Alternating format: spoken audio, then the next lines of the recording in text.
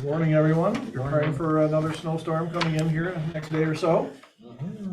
Minutes from the November 8th meeting. Any comments or questions on those? If none, will someone make a motion? Second. Joe and Dave. Any further discussion? All in favor, say aye. Aye. Anyone opposed? Budget report is attached.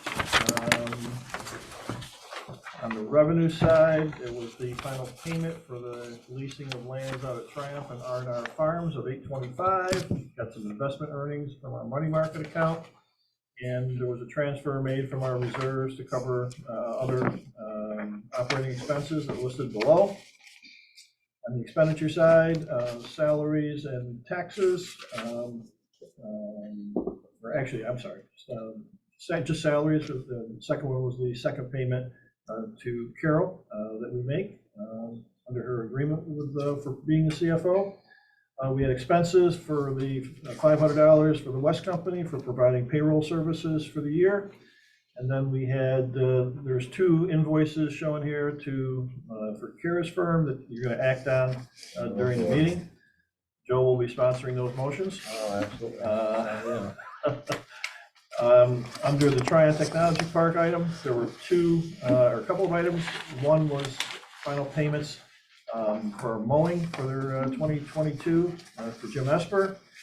Then the second was the final payment to DCG Corpland for the final work on the labor market analysis update, which we'll talk about later in the agenda. And last, excuse me, was an interim payment to Cobalt Contracting for their ongoing work with the sewer pump station generator out at Triumph. And lastly was our monthly payment to Emery Designs for their ongoing work with the IDA website. Okay. Morning, Greg. Morning. Greg. Any questions or comments on the budget report? Hearing none, someone make a motion to accept. So moved. Todd, is there a second? I'll second. Sue, any further discussion? All in favor, say aye. Aye. Anyone opposed? Committee reports, monthly bank reconciliations. Todd, you had the fortune of doing it this month. I did, and a new addition to that is the T-bill information, which is fun to look at. But yes, I looked at the checking account, the Johnstown account, the money market account, and the T-bill accounts. And all appear to be in order, and I sent Carol an email. Yes, you did. Thank you. Indicating so.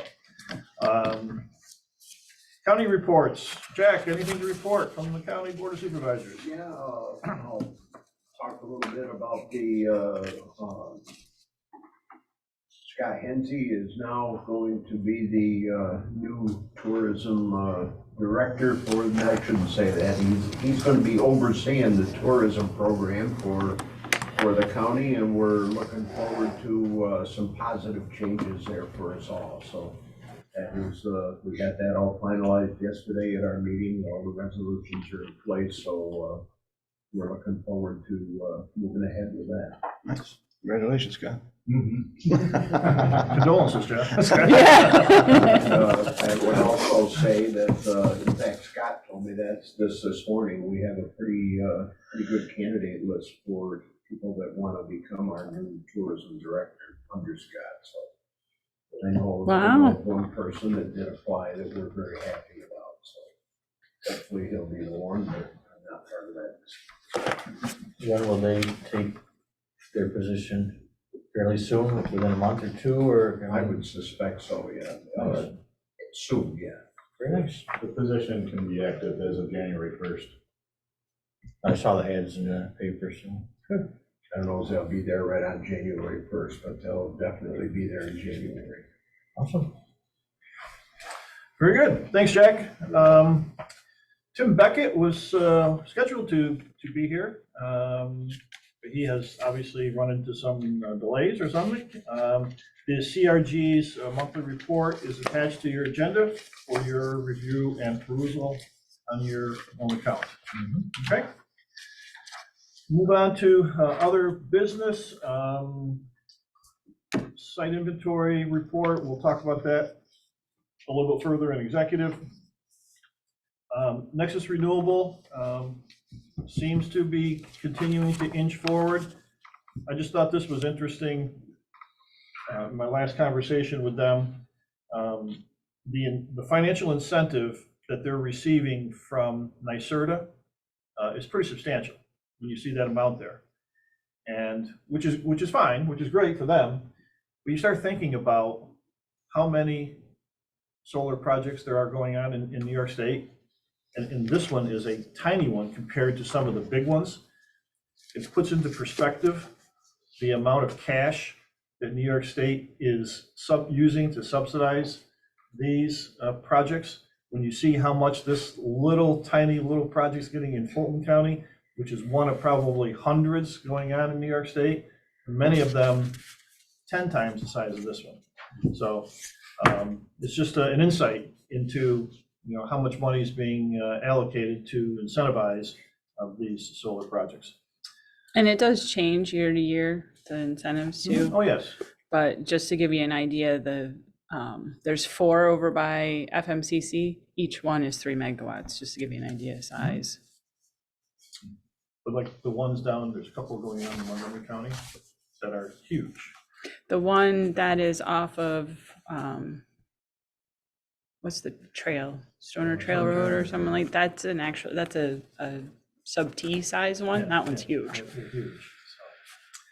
So, anyways, moving on to the Vireo Health project in terms of discussion about their pilot. For sake of background, Innovative Industrial Properties is actually the company that owns the land upon which this building is being constructed. If we're going to enter into a lease and pilot, the structure would be for IIP as the record owner to lease the project to Vireo. Vireo leases to the IDA, and IDA leases back to Vireo. And in the event of a default, I'm pretty straightforward. Trying to follow the bouncing ball. I know, right? And as such, in the event if there was a default by Vireo under the pilot, one of the remedies the IDA has would be to go back, obviously, after Vireo, but you could also go back after IIP as the record owner of the property. IIP has some concerns over that arrangement, and as such, they have asked for consideration to having 3 stipulations be put into the pilot agreement. These 3 stipulations, or 2 of the 3, would represent deviations to the IDA's uniform tax exemption policy, which governs how we grant pilots. Okay, and those 3 deviations are listed there on page 3 of the agenda. The IIP would receive from the IDA any notice of default sent to Vireo and given an opportunity to cure, to modify the recapture language in the pilot so that recapturing of pilot benefits would be prohibited for the years Vireo was in compliance. All right, so if Vireo was paid their pilot payments in years 1, 2, and 3, but didn't in year 4, that we would only go back to recapture just year 4 and not the years that they were in compliance. And then 3, in the event that Vireo goes defunct, IIP would be given a 2-year period to find another company to take over and operate the facility. During that 2-year period, the pilot would be halted and the company would pay full taxes. But then if they found a company and that company was eligible to receive a pilot, the pilot would go back into effect. Okay? Or multiple companies, right? Or They multiple. Subdivided. But, I mean, that's a big billing. Understood. If Vireo went out and they said, okay, we've got 2 companies that are gonna take half the billing. Yeah, we would have to just look at whoever they present as their tenant, because that would need to be approved by you that they would have to come back to the IDA board to approve a new company coming in, so. So for the question is are you comfortable considering those deviations? Yes, is the only default non-payment? So the default is non-payment, failure to operate the facility, and failure to meet the job requirements. So those would be the default issues. IIP was concerned with they wanted to have an opportunity if they failed to make a pilot payment to just step in and pay it. And, you know, I said that would be fine. We wouldn't have an issue with IIP paying the pilot payments, but Vireo would still need to be would still be in compliance with the other issues. So if they didn't have, meet the job requirements, they would have to follow the policy under the recapture, come here, explain the reasons why. You would make a decision whether or not that was okay with you, or if you wanted to really say that they're in default. Like, for instance, not operating would be, you know, an issue if they say, well, no, we didn't need this many people, blah, blah, blah, then you could assess that information that they provide to you. IIP's biggest concern is that they can't step in and operate the facility because they won't have the licensing through New York State. Do we have to, I know when you look at UTEP, it says, basically talking about the taxing jurisdictions, do we have to have any input from the school districts or any of the county or anything about making our deviation? I know we can. Correct. We're thinking We're we're not going required, our UTEP does not require us to do that. to ask to get permission from someone else. Correct. Right in the light of We need the this. laser beam down on you. Okay. Should want school districts to possibly get hurt. In the event of a default, is there an IIP steps in to make the payment full? Is it a full tax payment or based on the fully improved portions of the land? Or because pilots are based on the improvements on the property, Not on the land. not on the land. Correct. So when they pay the taxes, are they only paying the taxes on the land, or are they paying the taxes on the land and the improvements? They always pay the taxes on the land. That's, Right. they always make those payments. So if Vireo failed to make years 2 payment, IIP would have an opportunity to make that pilot payment versus the 100% of taxes. They would have an opportunity to pay their But- pilot payment. Understood, but is it 100, if they pay their taxes, not the pilot, if they pay the 100% of taxes, is it the taxes on the land or the taxes on the improvements on the land? Okay, You're talking about when they default. When they default, So do they make full tax payments on land and building improvements? Right. If they default? If they so if they default and you choose to recapture, then they would pay 100% of taxes everything. of everything. If you choose to allow the payment from IIP in lieu of recapturing, then they would just pay whatever the pilot payment was that went out that year.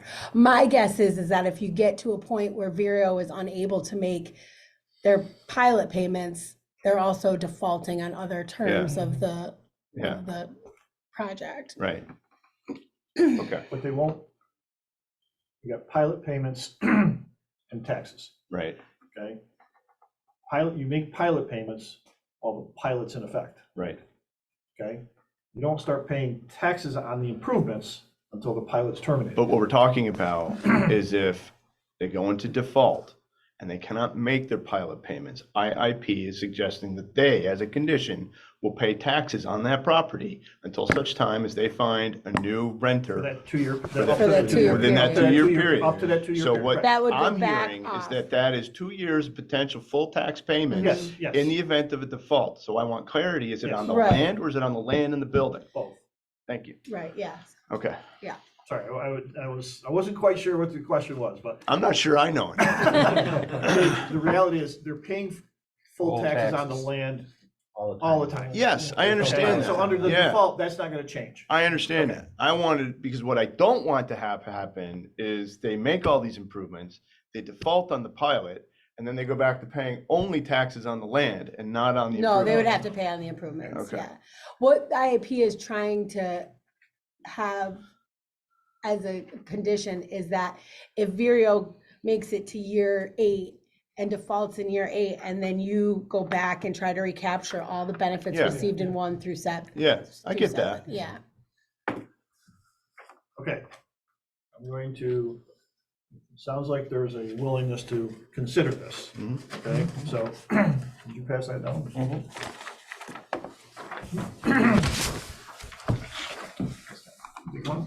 That's right. Hot off the press. One shot. Yeah. I was throwing them away. So our uniform tax exemption policy says that you have the right to approve deviations to the policy. And so as listed in the agenda, there are 3 proposed deviations out there. Your uniform tax exemption policy also says that in order to approve a deviation, you have to adopt a resolution stating what those deviations are and why. Okay? Kara has drafted this. Would you like to go through it real quick?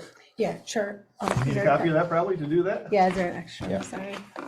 I'll just give you both of them. Thanks.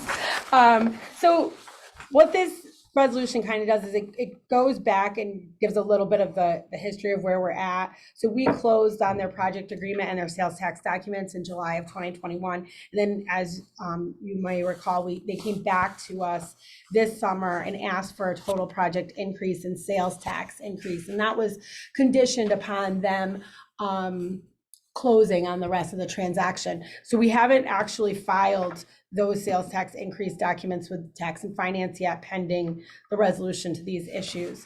In addition, we asked them to update their project application from the time that they originally submitted the application with any changes. And so they've provided us with replacement pages 10 through 14. The most significant changes that they noted were their change in job counts.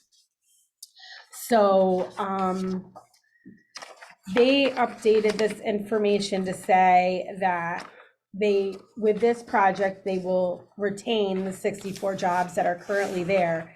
And within 2 years, they'll create an additional 134 full-time equivalent positions and 3 part-time equivalents. And when they originally presented this application, they indicated that they would lead to the creation of 180 full-time jobs and 10 part-time job equivalents. At that time, I don't know why they didn't indicate the number that they were retaining, but I'm assuming part of that number was included in their 180. I don't know, but they did. But Vireo did update us with information as to why their job numbers changed due to some efficiencies in the equipment that they have, that they don't need quite as many people, and also due to the New York State regulations as to what they're going to be able to do or not. As these regulations come out, they're adjusting their company model also as to what they need. So this is the update on the numbers for job creation. So let me see. So this application accepts that, they've also indicated that they think their total project cost will estimate $75 million. They previously had thought maybe it would be up to 77 million, but now that's been tailored back to 68 to 75 million. We went with the 75 million just to, so we wouldn't have to come back to the board to discuss an increase in the future. So the resolution piece of it has you accepting the amended pages and amended application with respect to the total project cost, which is the private investment that you previously approved, and the job creation.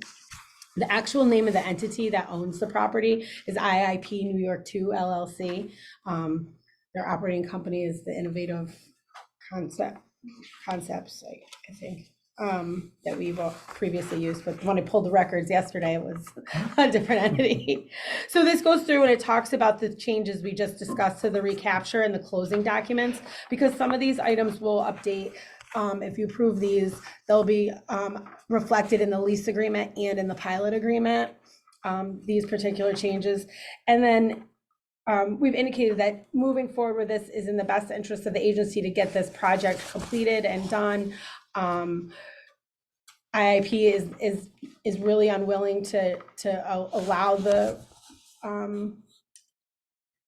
the closing documents with IDA unless these changes are incorporated. We talked about, I had several conference calls with them and talked to them about how this would work if the default situation arose with our standard language in a place, and they don't want to necessarily rely on me saying, this is how this board would handle this situation. Because we're not looking to take over their facility. That was a major concern, so we got over that hump. I explained that our response would initially be to just kick you out of our program, so to speak, and put you back on the tax rolls to be paying full taxes. We're not looking to take over the facility or have any acquisition of it. So we got that cleared up. But I think these are the 3 items that they would agree, and everyone can move forward and they can wrap up their project and complete this. And time frame, I think we're looking more towards the end of January to complete everything. They are also, because of these language changes, they need to also amend their lease with each other, their ground lease, because IAP wants to incorporate the default provisions into their lease with them as well. So they have to amend that.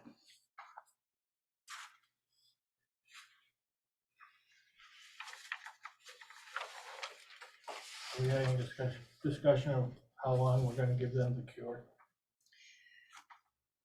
I think the standard is like 30 days. They have to pay within 30 days or so. It's and then the recapture provision, it's a reasonable short period of time that they have to cure. But then the recapture requirements, if that wasn't cured and you had to bring them in for a meeting to discuss, the recapture has a whole section discusses how we give them notice, they can come in and have an opportunity to present, you can then make a decision following that. This would just be recapture the pilot payment, correct? We're not talking about recapture of any sales tax. Sales tax is statutory, and that's a mandated recapture.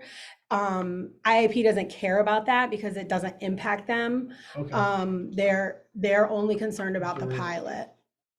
And then, so we're giving them 2 years to find another company. So let's say Burial defaults, IIP steps in and cures the default with payment. When do we start the clock ticking on the 2 years if Burial's in default? If Vero's, I mean, my recommendation would be if Vero's in default on the other terms, they've left the facility, there's no employees there anymore, that would be when that time frame would commence. And we would give them a notice. Yes. Right, And then yeah. the 2 years would start. Mhm. Okay. Yeah.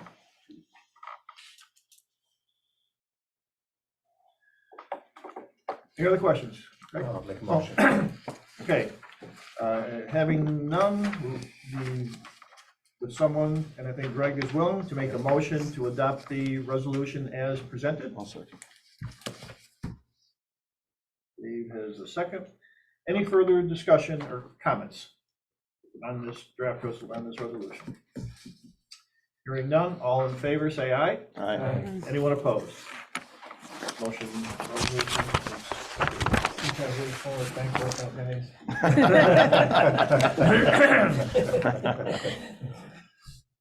Okay, moving on to Winstanley Enterprises project. At our last meeting, you took several actions regarding that in response to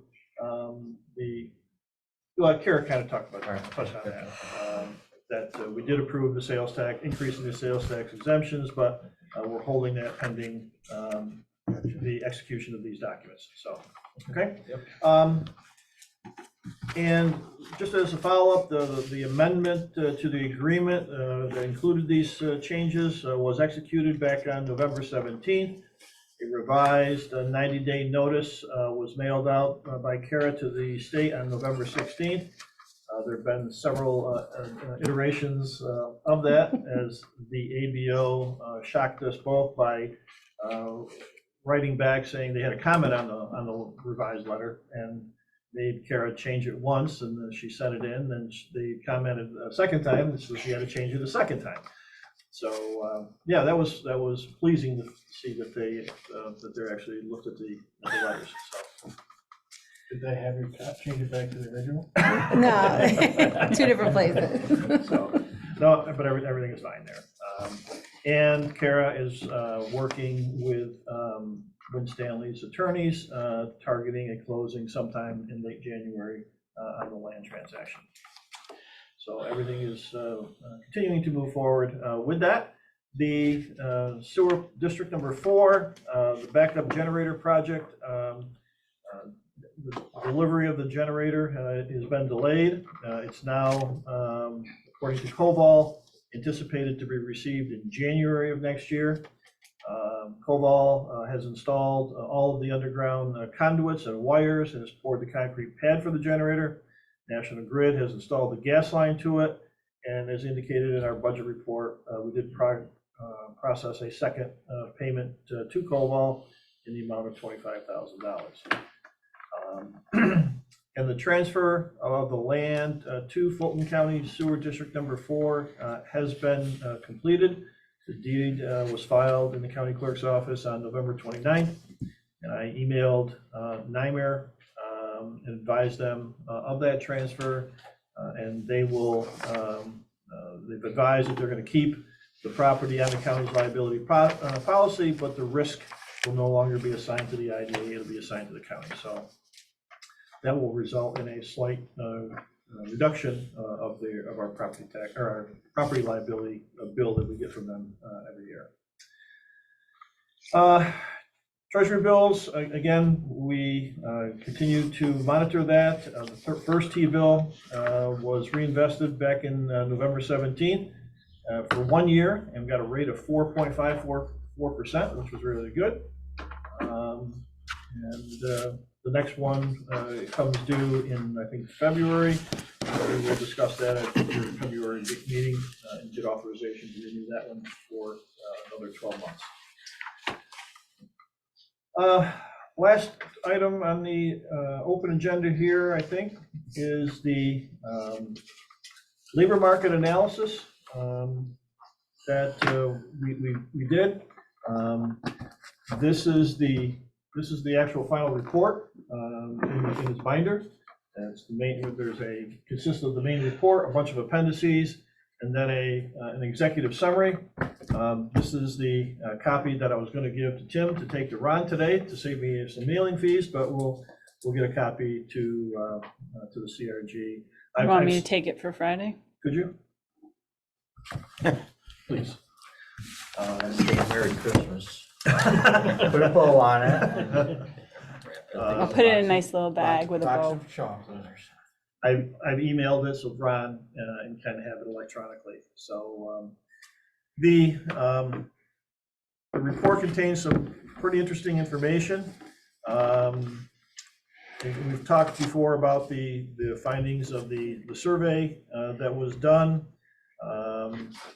And I think it's interesting when we get into on page 7, which is the SWOT analysis that DCG Corcoran did using kind of a proprietary methodology that they call econographics, where they take and look at a bunch of statistics and data for the labor market, our labor market area, and compare that against 12 other competitive upstate regions to see how we compare against those regions. And when you look at, for example, the strengths that were identified of our region compared to the others, that we are, one of our strengths, or some of our strengths, are a well-educated workforce, good east-west highway transportation, outstanding recreational amenities, an active labor force, good worker mobility, efficient airport accessibility, good working environment, and available on-the-job or job training opportunities. And then they go through and talk about opportunities and threats, and what some of our weaknesses are, is listed on the top of page 8. And then I think the interesting components are listed here on pages 8 and 9, and these were some of the recommendations and suggestions that came from DCG Corcoran based upon their SWOT analysis. And these strategies represent potential things that the IDA can do. These are some suggestions and may represent a possible project or a goal or an initiative for the IDA to undertake in response to this feedback that you're getting. For example, under some strategies dealing with our strengths and opportunity strategies, market the region as an alternative to either Albany or Utica markets, citing the time to markets and labor draw. Target specific industries that are prevalent in both lateral markets, but not currently present in the Fulton County region that can take advantage of the available knowledge workers. Foster population growth and diversity with focus on marketing to Gen Xers, urbanites, and other transplants seeking an outdoor recreation-oriented location to raise families. I'm not going to go through all of these, but I do think these are things to give consideration to. And I think at our next meeting, at our annual meeting, we will talk about goals. We're going to look at our next meeting, what our goals were for 2022 and how successful we were in addressing those goals. And then we're going to talk about are there new goals that we want to establish for 2023? And maybe we want to look back at some of these suggested strategies and see, is there anything in here worthy of pursuing and putting down as a potential goal to try to pursue in 2023? Okay, so I would ask all of you in all of your spare time to take a look at these, and I will have these available for review also at our next meeting. Okay, and we're going to hopefully talk about establishing goals for next year. Got a question, Jim. Fire away. We had a labor market analysis done how many years ago? Six or seven. Did you or anyone look at the comparison as to how that has changed? Because obviously we said we needed an updated one. So just was wondering if our strengths are still our strengths, our weaknesses are still our weaknesses, or whether, I was just curious whether that has been. Great. I've looked at it. What I'll do is let me show you how they compare. I'll have that available for your next meeting. Yeah, because that way we know whether we got better or worse or whatever. Thank you. Yep. Just not a question, more of a comment. I just know that New York State is very focused on affordable housing. There's a number of grant opportunities or subsidies available for developers.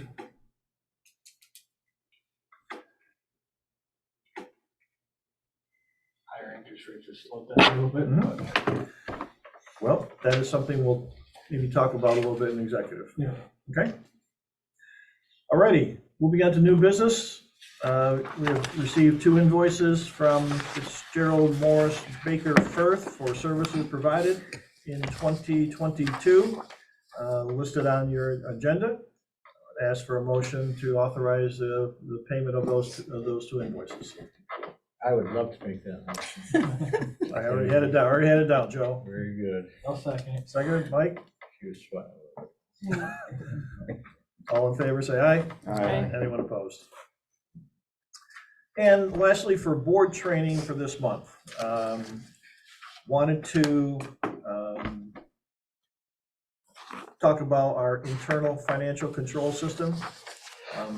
It's the system that we have in place that guides staff in terms of how we handle money and through the course of the year. That system is all outlined here in terms of how we deal with cash receipts, cash disbursements, budget reports, tax returns, bank statements, monthly bank reconciliations.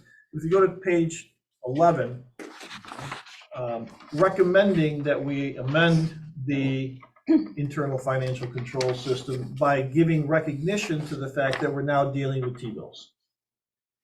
And while we are doing it now, I think it would be good to put it and acknowledge it in our financial control system by acknowledging the fact that it's the board that makes the decision on whether or not to invest in T-bills and not management.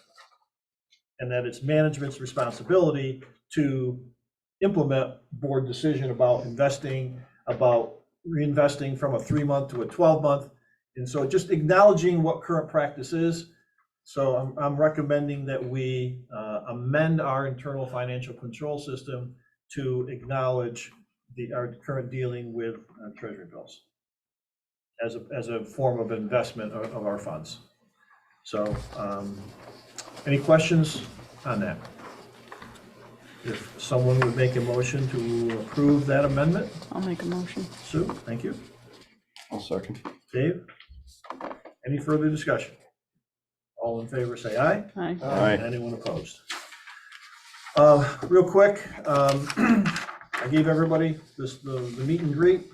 If you're available to go, I would just ask you to contact To Desiree. Desiree or whoever. John Donovan. Thank you. Okay. Are you going? I am going. Okay, I'll see you there. Good. And lastly, I also sent everyone the proposed action items at the CRG's annual membership meeting, which is to adopt their meeting schedule for next year, approval of their minutes, and then amending their bylaws dealing with how long someone has to stay off the board before they can be reappointed. At present, they require a 3-year hiatus, and they're proposing to change that to a 1-year hiatus. And then the last item would be to appoint a new member, which would be Jeff Peck, who would be coming back to the board after a 1-year hiatus. So Sue will be attending. She volunteered, which we really appreciate. And I guess the question is there anyone have any objections to any of those proposed changes? No. Okay. So Okay. you have your marching orders. Okay. Okay. And that would be it for open session. I would ask now for a motion to go into executive for the reasons stated on page 12. I'll make the motion. Okay, thank you. Do we know who their chairman's gonna be this year? Your CRGs, have they No, nominated anyone? That should take place here. So, Okay. okay, not aware. Okay. We have a motion to go into executive. Is there a second to that motion? Greg, thank you. All in favor, say aye. All right, thanks, Jack. We're into executive at 8:37. Out of executive, Dave, I'll second. Mike, all in favor, say aye. Aye. 10 or 9:50. Motion to close.